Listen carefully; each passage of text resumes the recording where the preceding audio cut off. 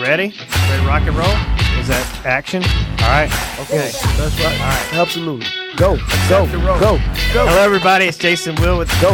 So this is a real estate podcast, but we talk about leadership, personal growth, and becoming the best version of yourself. Leadership, check 1, 2, check 1, 2. Growth, best version of yourself. Go. So this is a real estate podcast. In this episode, we're going to talk to Christopher Coleman. He is a local entrepreneur and author of The 180 Effect, Homeless to Business Owner in One Decision.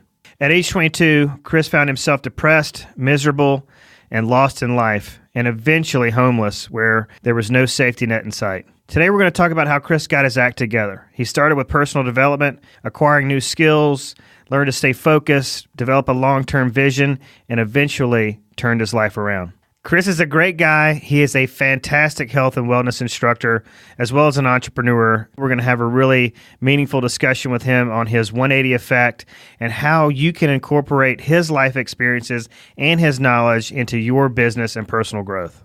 All right, Chris Coleman, welcome to the Agent 251 podcast. Hey, thanks for having me. How are you doing this morning? Doing great, man. We got a lot to talk about today. That we do. Let's just jump right in. So tell the audience who you are, what you do, why you're here.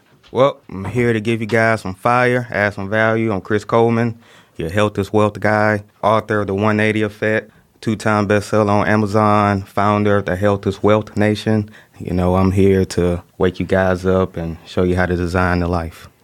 So you are a health coach. Health coach, wellness coach, yeah. How is that different from a personal trainer? Let's start there. Well, a personal trainer usually only works, well, I'm not going to say only, but they only work with exercise, and that's 20% of the process. And getting true results in life is 80% nutrition, only 20% exercise. If I'm a personal trainer, only working with somebody, working them out, making them sweat, but once they go home, then that's when the other 80% of the process starts. And a lot of times that's where people don't see results because they don't take care of the 80%. So being a business owner, being somebody with no logic, I'm like, hey, I'm going to focus on the 80% of what it takes to get someone true results and sustainable results in life. And then we'll just go from there. It's amazing how much the 80-20 rule applies to so many things. I was just about to say that. I mean, we were at a conference in California last week and was sitting in an Instagram class, a breakout session, and the speaker was talking about an 80-20 rule with Instagram. So, but to clarify to the audience, you're saying that health, wellness, even, your physique, yeah, right, is 80% nutrition and 20% actual exercise. Yeah, even with a bodybuilder, and I asked, I work with a lot of athletes, a lot of high school, college kids, because I used to be an athlete in high school. And I asked them, like, what does it take to build muscle? And they automatically say, oh, yeah, I got to get in the gym. I got to pump some iron. I say, no, that's when you break your body down in the gym. You rebuild. You start to get the physical looks from eating. That's when you recover. That's when the real molding starts to begin. You got to give your body what it needs. Food is nothing but information and data for the body at the end of the day. So you have to give it what it needs so it can do what it wants. It's a sad thing because I think what you're saying is you can't exercise your way to eating badly. Absolutely. You just can't do it. You can't outwork a bad diet. But you can. But I guess you can have cheat days. That's about as good as it gets. I say reward days. Reward days. Yeah. I like that. You can reward yourself, especially like with females, for them to think just to admit to themselves that they're going to cheat, like they just break down emotionally and like it's no progress. It's no, like that mental connection is already gone. But you tell somebody, hey, you're going to work hard for 6 days and we're going to reward yourself on the 7th day, and they feel good and they feel motivated about that progress. And we're going to talk a lot about positive self-talk today, but I mean, we've already started. You're flipping the script on the cheat day to reward day, and it's corny, but it's really that simple. It's simple, but it's profound. Yeah. It really is. I'm coached by Tom Ferry, a real estate coach, and he's been talking the last few years about health and wellness. Like, he just doesn't want to be just a business coach. He wants to, give people tools to achieve, optimum health, but also he does like financial coaching. But a large part, and I'm a living example, a large part of our industry is overweight, and we just work all the time. We're always on the go. we don't prepare meals, and a lot of times we're eating on the go, we're on the fly, and the quickest thing to do is to pull into a fast food place, or you get so hungry your willpower depletes and you make a bad decision. Absolutely. Yeah, like it's been like the common notion, and that's why I'm really getting into corporate wellness and being a corporate wellness expert, because it's been a common notion for the longest. Hey, I'm gonna put my health on the backside so I can pursue wealth, and like logically that's just stupid. You have to pursue your health, and that's your fuel, that's your energy, so you can have more energy to pursue wealth. So I'm big on optimizing our health while we accumulate wealth. You really have to be selfish in terms of your health and wellness. Absolutely. You have to put yourself first. Everything starts with you. And when you just think in life, like think of a mom, like if the mom isn't good, then the kids aren't taken care of. So she has to make sure that she's okay in order for their well-being. There's so many things in life you have to put yourself first, especially with you, so many realtors depend on you, so you have to make sure you're good because so many people are depending on you. So you have to be selfish. Yeah. I mean, when the mask falls from the plane, they say put it on first before you help somebody else. Absolutely. This is the same concept. Mm-hmm. So building a muscle of self-talk, let's talk about that for a minute. What does that mean to you, and what exactly are we talking about there? Self-talk is what you say to yourself in your mind when nobody's around. It's how you influence yourself. So, for instance, you can go to a seminar, you can have a mentor session with somebody like a coach or, like I said, a mentor. But late at night when you're going to sleep, you're telling yourself a story night after night. That's self-talk. In moments when you have to make a decision, what you're telling yourself in your mind in that moment, that's self-talk. So a lot of times we'll see something great happen and say, man, I can't do that, or he can only do that because X, Y, and Z. That's self-talk. So on one end, you can have someone that self-talk is just piss poor and they're telling themselves a negative story over and over again. But on the other end, you can have someone, they see something great happen. They say, man, if he can do that, then I can do that's the positive self-talk. So it's either one of the two. You're either on the negative side or you're on the positive side of self-talk. And a lot of people are just they just suck at it. What evidence of success, what wins they have in their life, in the moment, they always revert back to that old story of that self-doubt and that self-talk. And if you can flip that, that one flip, they say circle of influence is a great that one key that can change your life. Mm-hmm. But if you can change your self-talk and you're always motivating yourself, even in bad time, even when everyone else is doubting you, but if you can train your muscle to encourage yourself, that can change the game. I'm really excited about Tom Bilyeu speaking at our Momentum University conference because he talks a lot about brain chemistry. Yep.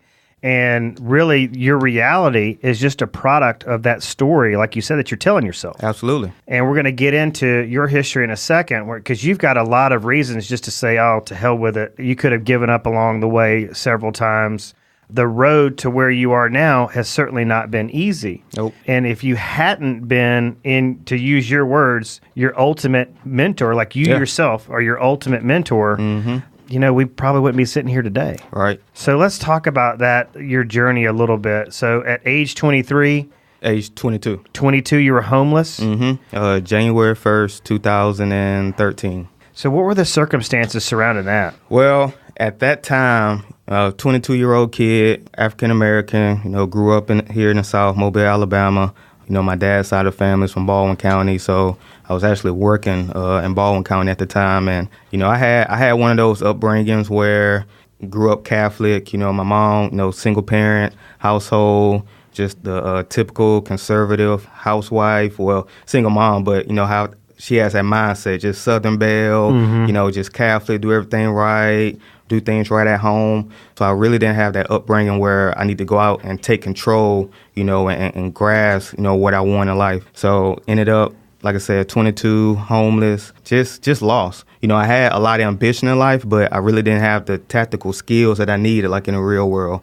I grew up playing sports, had the 9-to-5 job, went to school, dropped out, and then I'm in the real world and I don't know actually what to do. I don't have any connections. I don't have any, inheritance. I'm just out in the world. But for some reason, I made this decision hey, if my life is going to change, I need to change. I want a drastic improvement in my life. So I need to make a drastic decision, something to just take me outside of my comfort zone. like it just hit me, like a pile of bricks. Like I need to do something. And, I decided to go homeless. I was living with my grandma at the time. And So why not stay with her? because in my mind, that was part of the reason why I didn't have any skills. I had so many safety nets. Like, okay, Right. well, I'm growing up, blah blah blah. Well, grandma got me. She feels sorry for me in my situation in life. So she gonna help me out. She gonna give me some assistance. And I had a couple of safety nets like that. Just people, that I grew up with and that just knew me. And I was like, okay, for once in life, everything needs to be on Chris. And once that happened, then I was good to go. Because if I didn't succeed, then it was only one person to blame, and that was me. So as soon as I was in that predicament, I just started to progress and skyrise from there. Well, that's fascinating. So you recognized that you were being so self-reliant on others and you weren't going anywhere in life. You were just kind of in this purgatory where you were just, in limbo, not doing anything, treading water, Right. I guess, so to speak. Yeah. So you're like, I'm going to actually insert myself into rock bottom so that I can start moving up. Exactly. Yep. So you had a car? Yep, had a car. I was sleeping in my car. Like it's not one of those stories, and I get a lot of slack because people read or see the title of my book or hear my story and think I'm like taking advantage of my story. Like, man, you wasn't in like a cardboard box or whatnot, but I was still homeless. I didn't have a home. Matter of fact, it's a lot of people today. They go to a house every single day, but they still don't have a home. They don't have like a true embodiment and that meaning of a home. So, I was living out in my car. I was working 2 jobs at the time, at the Orchard House and at the YMCA across the bay. So, I had places to go. I had somewhere to shower.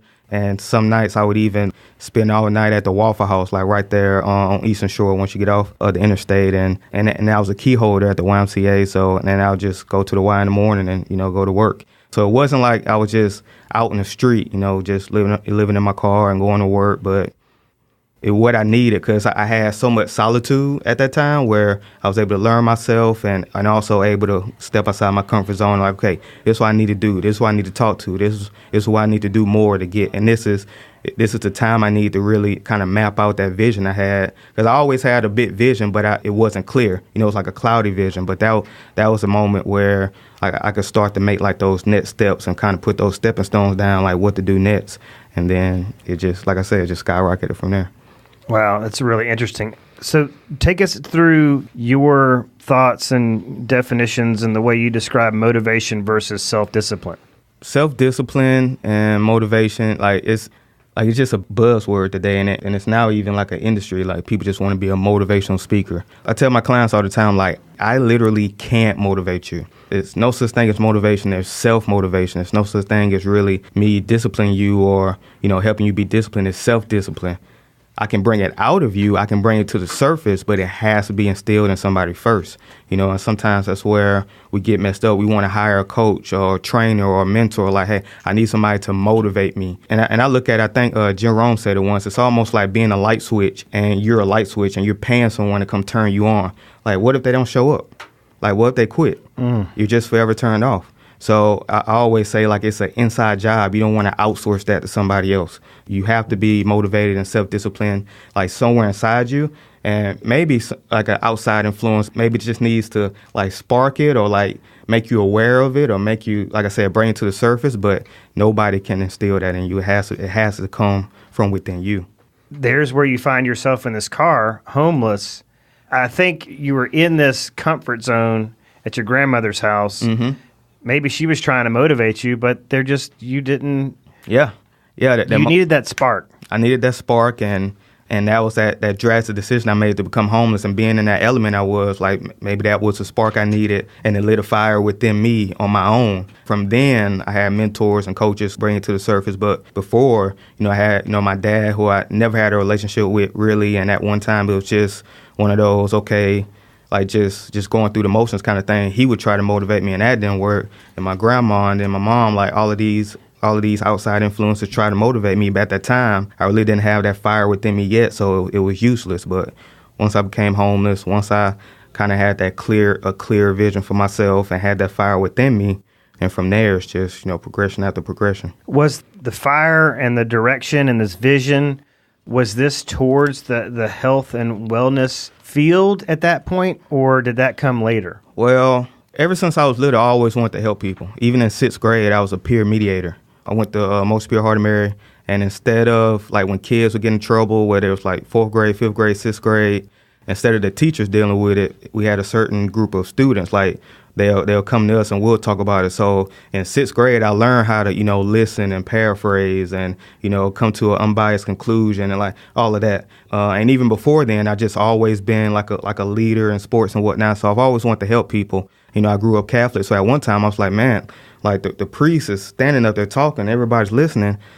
I want to be a priest. Like I just like something in me just always wanted to do that. Like once I got to that point, I want to say when I was 22 in my car, that vision was okay. One day, and matter of fact, I talk about it in my book, and it's so surreal that sometimes I don't even acknowledge that it happened. But it was like January, February, real cold. I'm sleeping in my car. Like this is like probably one of the coldest winters we had, and I just get extremely warm. Like the heater isn't on, but I get extremely warm, and I finally see. I remember I talk about it in my book, but I can vaguely remember it. But I see like a book, and it's almost like pages are flipping in it, and I think it's God showing me the book or whatever. And the book is almost like every page is, okay, Chris, these are all the people that you've personally, influenced or, helped out, or these are people that have been indirectly influenced by you through somebody else. While the book is turning, it just never ends. Like it's like a never-ending book. So like that vision showed me, okay, one day I'm gonna help a lot of people. I'm gonna have a shit ton of money so I can help a lot of people. Cause money is a tool, and that's right. And don't even get me started on that conversation. But in order to help 1 million people, I need $1 million. In order to help 1 billion people, I need $1 billion. Like so, I just had that vision. Like, man, one day I'm gonna help a lot of people. At that time, I did want to be a personal trainer, but you see my mindset about it now. It's like, man, I'm gonna have a shit ton of gyms, and like I just had that vision. At that time, and then from there, it was just making progression, like gaining skills. Like, okay, I need to be able to talk to people. I need to know how to sell. I need to know how, and like since then, I've just been skilling up. One of the most fascinating parts of your story is how you actually, this evolution of the health and wellness, it came to you because it really hit close to home. So tell the audience like what happened within your family. My mom is the baby of 9 kids. So it's her, then it's my auntie, and then they have 7 older brothers. Well, today, I have no uncles on that side anyway. All of my mom's brothers have passed away, mostly due to health preventative illnesses. But of course, some like esophagus cancer and things like that. But for the most part, a lot of it could have been prevented from, creating a healthy, active lifestyle. 2 passed away before I was born. The first one that died, it was actually the night of Katrina, when Katrina hit, and it was my first week of high school. And I grew up without a father, so he was like my father figure. I called him Uncle E, and I got a tattoo for him on my arm, and he passed away. And then next thing you know, when I'm a district manager, one passed away and I kind of skipped that in the story, but when I came from being homeless, 3-4 months after I became homeless, I got a sales job. Then I became assistant manager in 2 weeks, sales manager in 2 months, promoted to district manager in 9 months. I moved to Florence, Alabama, 6.5 hours away from here, where I built the district headquarters from scratch. We did 6 figures in 18 months, and I built a sales force of 150 reps. What were y'all selling? Cutco knives. So, Cutco, all right, yeah. High premium knives, and we did 6 figures in 18 months in an area where the median income is $35,000. Yeah, that's strong. So if I can teach high school, college kids how to sell knives in that area, I can do anything. So that was a progression with that. My first year as a district manager, one of my uncles passed away. And then my second full year as a district manager, I had another uncle pass away. And in the past 5 years, I've had 5 uncles pass away. Every single year. So after that? Well, after the first 2 passed away, I was like, okay, I'm up here in Florence, successful district manager, changing lives, having success stories, having, high school, college kids make more, than their parents in some weeks. But back home, I got family members passing away and dying, simply from feeding themselves and eating themselves. Like, in the South, we have like an epidemic when it comes to obesity and chronic illness. Right. And there's no reason people should be dying simply from eating, like from what they're eating. You know, like, don't get me wrong, I love Crown, and you know, I like donuts more than the next guy. But trust me, like, it shouldn't get to the point where like people are dying because of it. You know, Mobile is the number 7 fattest city in the nation, top 5, in the top 6 fattest states in the nation. You know, the states here along the Gulf Coast are in the top. You know, 5 fattest states. Like, you look at an obesity map and all of the dark colored states. You know, like Alabama, Mississippi, Arkansas, you know, Louisiana, and of course, you know, Alabama. It just fueled me to, okay, I need to make a change. You know, I have people dying in my family, you know, and of course here just along the South, people are dying. So, you know, that's my mission, to change the state of health, you know, here in the South. And, you know, especially with Health is Wealth Nation, we want to open up 100 nutrition clubs, you know, along the Gulf Coast by the end of 2020. Now, you've always been an athlete. Yeah. But at this time, when all this stuff is going on, and you're working with Cutco, are you yourself eating healthy? At first, no. Okay. And that's another reason why I can be so strong on this message. Like, look, this happened to me. You know, I put my health on the back burner, you know, so I can, like I said, skill up and make progression. You know, I was working even as a sales manager. Like, I was running the office here in Mobile and like making shit, but still like working hard, you know, paying my dues, you know, running interviews, running training seminars, and, you know, not eating right and not exercising and not drinking water. So like, I've been in that predicament, and, you know, it got bad, you know, when I became a district manager. And a lot of people may see me on Instagram and whatnot and see my picture, but one of the pictures, like before I started like my nutrition program and eating right, like I looked sick, you know, real skinny, especially for my frame, you know, being kind of built, you know, I'm real skinny. You know, I was always getting sick in the office, working like 16, 17 hours in the office. You know, my immune system got low, and I was always dehydrated. So I learned from firsthand, like, look, health is wealth. I don't care how much money you can make. If you don't have your health, then like it don't mean shit. And just think about it, like, what's the point of having a ton of money, you know, when you have to spend all of it on doctor bills and surgeries? You know, what's the point of, you know, having a ton of money for your family and they just have to use it to bury you, you know, early? Like, it makes no sense. So that's always been like my motivation since then. Like, all right, I learned firsthand from me. I learned firsthand from my family and what happened to them. So I'm gonna make sure I can prevent this from happening to, you know, other people and business owners. I was in a mastermind with real estate professionals in January in Los Angeles, and the coach brought in a health and wellness guy he'd known for the longest time. And he said that if you drink, I think it was a gallon of water. I mean, just the hydration part of it. Yeah. He's like, if you start drinking X amount, I can't remember if it was so many gallons. It fluctuates, it varies, but that's like the it was a lot of water. Yeah, that's a generalized, like, just go for a gallon. Yeah. Yes, he said you will immediately see a difference in like weight and you know how you feel and on all that stuff. And you walked in with a big jug this morning. So I mean, could just think about it. Every one of our, when you wake up in the morning, and I do it, it's a habit now, but biologically, like, our organs theoretically kind of shut down when we sleep because they don't have any fluid. And so think of it like a sponge get dry. So when you wake up, like, you need to, and you put water on a sponge and it just like comes alive. That's kind of what happens with our organs. You know, like, we have to fuel ourselves. And you just think about with being hydrated with your skin and your hair, like water. Like, people say, you know, our body is like 7% water, 80, 60, all the numbers are just all over the place. But really that concept is like, even when we drink water, a bit of it is actually turning, like, it goes towards, you know, our blood. Like, we're water, but it's like in different, you know, different senses. So, yeah, like, water is just extremely important. Even when like people get a headache and the first thing they do is reach for like some Tylenol or whatnot. But your body is telling you that, hey, I'm partially dehydrated. Like, I need some water. That's why you have a headache. It don't have to be just because of medicine. So, yeah, water is like extremely important. I eat terrible, and it's mostly Travis's fault. Because Travis eats biscuits and waffles. What was it? his diet. You really need to get on Travis because he's really got a problem. He's a bad influence. We've already talked about it. Yeah, he's a terrible influence. But I mean, I eat.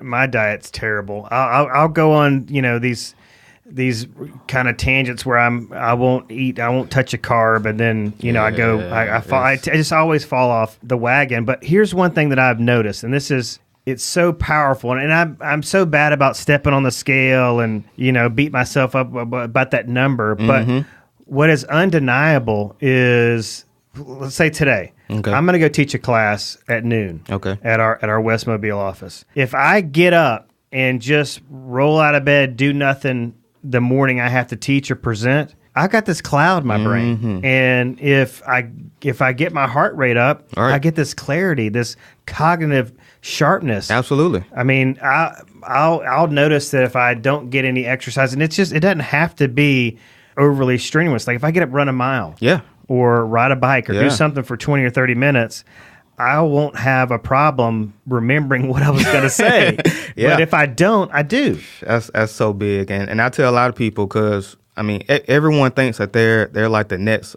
They work out like they think they're the next Olympic athlete, or they're about to be a professional, athlete. Like you don't have to work out like you're about to do a CrossFit Games next year, or you're about to play for NBA Finals. Like we're just human beings that want to feel better and look better. So it doesn't take all that. I tell a lot of my clients, like, no, don't run. Just go for a walk. Just go for a 10-minute walk every day. What this coach I was telling you about at this January mastermind in L.A., John Chiplak, I think he says he spends like 20, he's in the gym quite a bit, 5 to probably 6 days a week. But when he goes, it's like 20 minutes. Yeah. He's only in there 20 minutes. And this dude is ripped. That's all it takes. But he eats chicken and asparagus. And I bet he's been doing that for like a long time, just probably 5-6 times a week, but just 20 minutes. So that's one brick laid every single day for, however long, and now you see the results of it. But some people want to work out 2 hours, for 2 weeks, and then say, man, for that, I'm not doing that no more.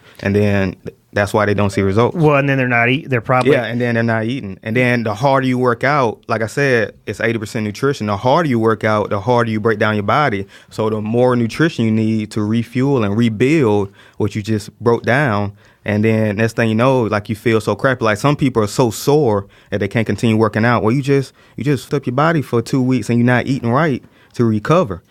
So like, even with athletes, after you work out, you're supposed to get like a protein shake in so you can rebuild. Yeah. And if you're not rebuilding, then it's hard to progress. When you like sore, can barely move and barely walk. Like, it's all about those small disciplines over a long period of time being consistent. I want to get off of nutrition here in just a second and talk about, some of your mentors, and because you're connected with a lot of people online and you follow a lot of people that are influential. But I guess for anybody watching here, if you had just a tip to give them in terms of, because, I mean, what's going on right now? We got keto.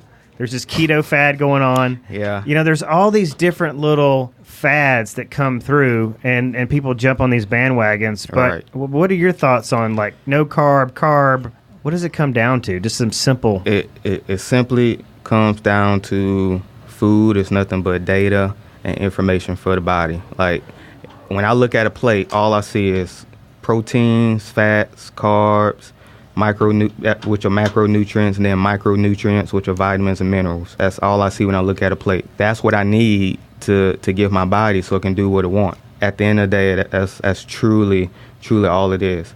Depending on your weight or your height, there's a certain amount of calories and a certain amount of protein that you need, depending on your goal. But it's all important. Some are major, some are minor, but that doesn't mean you need to take something completely out. It's still important. Of course, you have to find that harmony. You need to find, that balance for you. But just getting on a trend for 2 weeks, like, anything you do for 2 weeks isn't going to work. So just because you take out carbs and now you're hangry, and now you're not, and now you cussing out your husband and kicking the dog, like how is that beneficial? Like, how is that a good lifestyle? So that's my main thing. I want to do something that's fun, simple, and magical, so that way I can do it over a long period of time. Like, I tell my clients, I'm not giving you a plan. I'm teaching you how to live a lifestyle. Like, what I'm teaching you now, you're going to do this at 60, 70, and 80 years old. And hell, you may even live to be 130 messing with me. Right. Because what I'm teaching you is so simple. You can do it no matter where you are, no matter how old you are, and you continue doing it. Probably the worst thing would be to actually have longevity and have a terrible quality of life. So to live to be 85 and just not be able to do anything. Exactly. Like, you're restricted. You always have to, like, count this and do this. Medications all over the counter. Right. If you take any key, that's it, KISS, keep it stupid simple. Because when it's simple, it's sustainable. And when it's sustainable, it's successful. We've got all these similar sayings and things like that, but I want to get into all this in just a second. But so when your uncles start passing away, Was it a self-education thing? Did you start reading books, listening to podcasts, watching YouTube videos, all on nutrition? Did you just become the student of health and wellness? Just from growing up being an athlete, like I kind of knew what to do. I just didn't have the resources. Like I just didn't have the kind of skill of, okay, knowing to go to the grocery store and only get this and not that. So like I kind of knew what I needed, but just didn't know how to actually like apply that. And of course, I started a program, Herbalife Nutrition. And of course, Health is Wealth Nation is actually, partnered with Herbalife Nutrition. So that was a big part of it.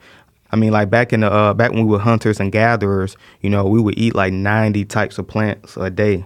And now the average American doesn't even eat, 3. Types of plants a day. No matter how good you eat, there's still some things you're not getting from your diet. So nutritional supplements are great just to fill in that gap. They're not the end all be all by any means, but they're good to just, fill in the gaps. And it's just that X factor. So when I partner with Herbalife Nutrition, of course, they give great information, articles, have the best doctors in the world, a Nobel, Prize winner, in medicine. So just like you said, just reading up on that, learning from that. And of course, I'm my first client. So I'm learning, Right. I'm learning on the go. I'm learning what not to do, what works for me, what doesn't work for me.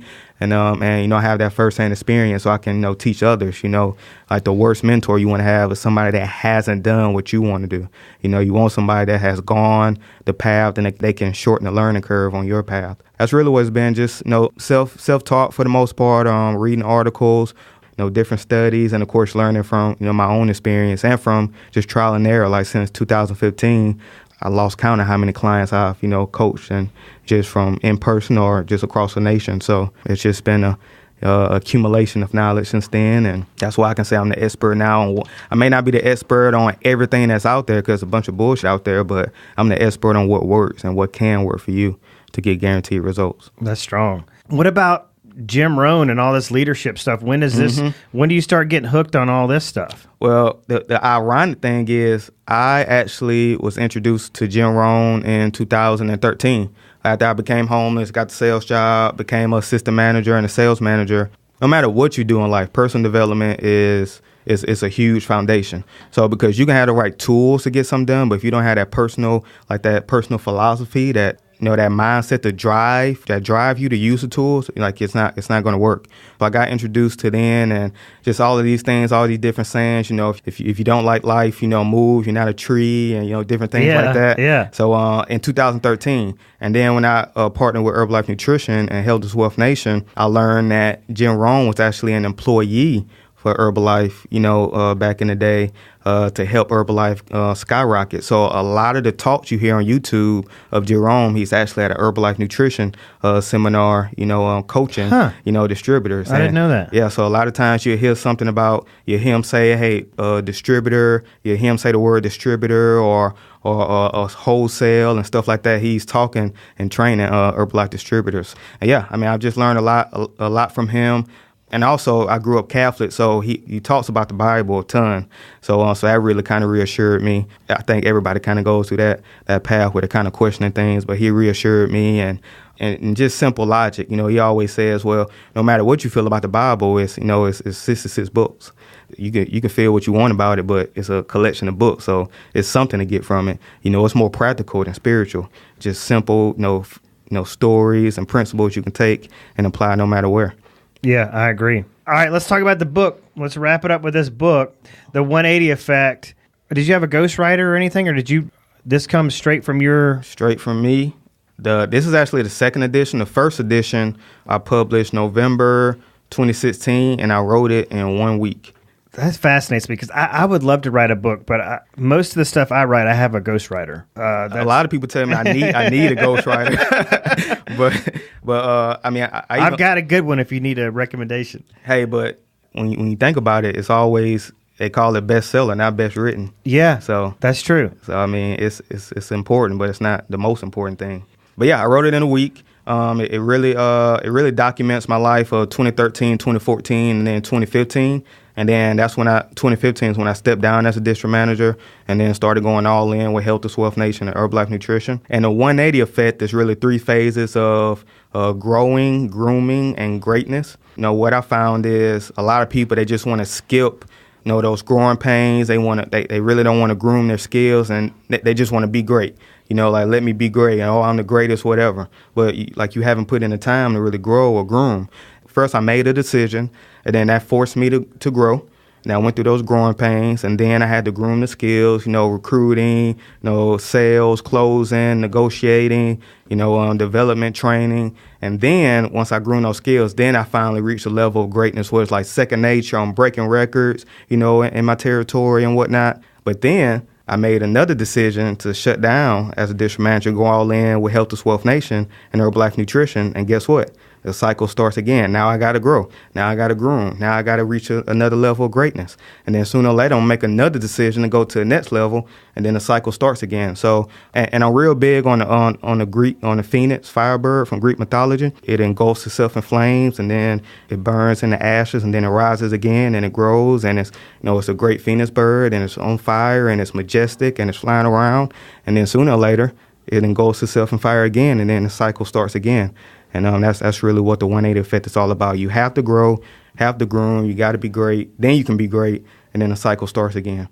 My summary of what you just said is that this journey, it's a long game. You got so many people out there trying to play this short game, this instant success, this overnight success, get rich quick. But it's also about the arrival. They think it's a sprint, it's not a marathon, and then once I get to the finish line, I've arrived.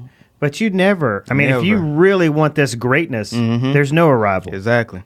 Like you hear all like even Grant Cardone or like Gary Vee or Lewis Howes or Ty Lopez, even like Ed Mylett. They reached the level of either greatness, influence, got a ton of money, but they got there because they kept their foot on the gas, their foot on the gas pedal.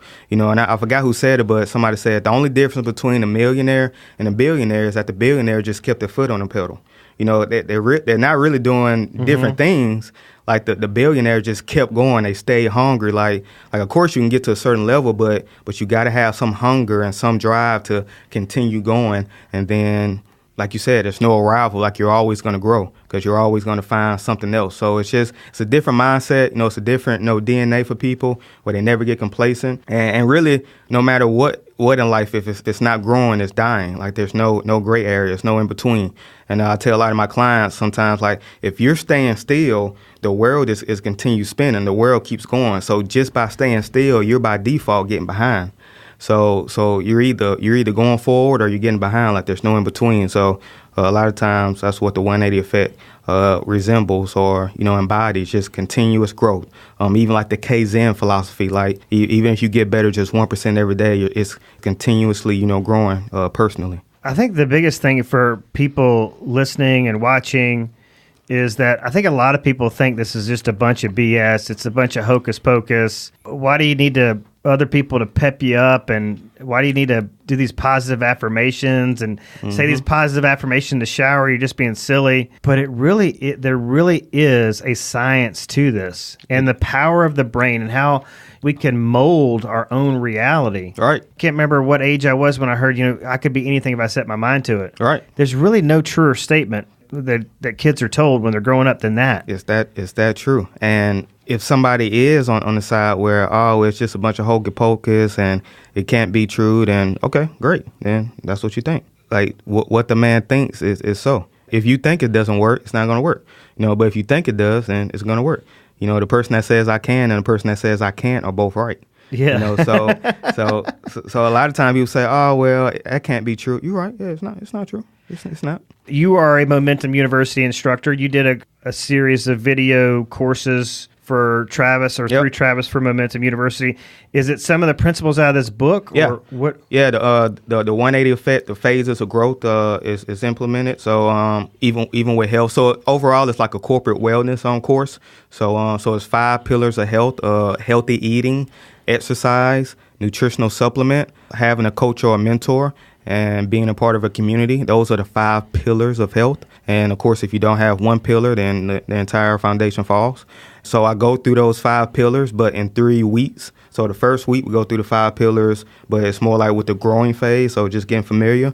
Second phase is a grooming phase, going through the 5 pillars. And then the next phase is a great phase, going through the 5 pillars, but taking it to the next level, kind of building those habits and that culture in your life. Well, we're waiting. We're having a tech guy out of Pensacola, Florida, who's actually right now building the education side of that website. So all these materials are not ready yet, and it's probably going to be another, I don't know, just a safe bet, maybe 60 days before it's ready. But it will launch at MomentumUniversity.com very soon, and I'm really excited about that because we're going to have all kind of stuff on there. I mean, I'm a real estate agent at heart. That's who I am. It's my identity, but I want this website to be an educational resource. Like it's going to be health, wellness, mindfulness. I mean, there'll be yoga instructors on there. It's just going to be this really eclectic, full spectrum, comprehensive. Yeah, I love that site. Yeah. So if you want to be, you talk about, entrepreneurship, motivational person, whether you just need motivation, whether you just want to get healthy, whether you just want to be a part of a community that is inspiring each other to, kind of reach their full potential, which is huge. There's so much wasted potential. And today is so much inaccurate information online coming from people that haven't done shit. Like even me, and a lot of people say, well, Chris, you're only 27, but first of all, I lived a lot of life. So let's just get that out the way. I lived a lot of life, and I got a lot of notches on my stick, like, Gaines, New York. Like I've done some stuff in life. So like, why not learn from me? Like, why not learn from you? Everything you've built with, the real estate team. You get somebody else that hasn't done anything, but hey, I got this mastermind and all of this information. Come pay this money, learn from me. Like, why? So I love that first of all, you're building this. You're the founder of Momentum University, and like the knowledge that's gonna be on there for people to gain, it's gonna be like legit. Yeah, I'm excited about it. All right, so if somebody wants to hire you to be, look at that, we're just over time. This is awesome. Perfect time. We're almost on track. If somebody wants to hire Chris Coleman to be their health coach, how do they get in touch with you? You can actually email me at chris@healthiswealthnation.com. Of course, go to the website, healthiswealthnation.com, and get some information on there. Of course, I go into more details about what we've talked about here. And yeah, just send me an email. We can definitely get you set up for success. I'm not just about the nutrition and health, but, definitely going to mentor and, things I know about sales skills, recruiting, etc. So yeah, hit me up, shoot me an email. I'm all over, Instagram, Facebook, Christopher Ray Coleman. Just type that in and you can find me. All right. Well, thank you so much for joining us. This has been awesome. Hey, I've enjoyed it, man. Thanks for the opportunity. This show has been paid for and powered by JWRE, Jason Galt Real Estate. You can find Jason, Diana, and the whole JWRE team on the internet and Facebook. And everybody, have a great and productive and happy week.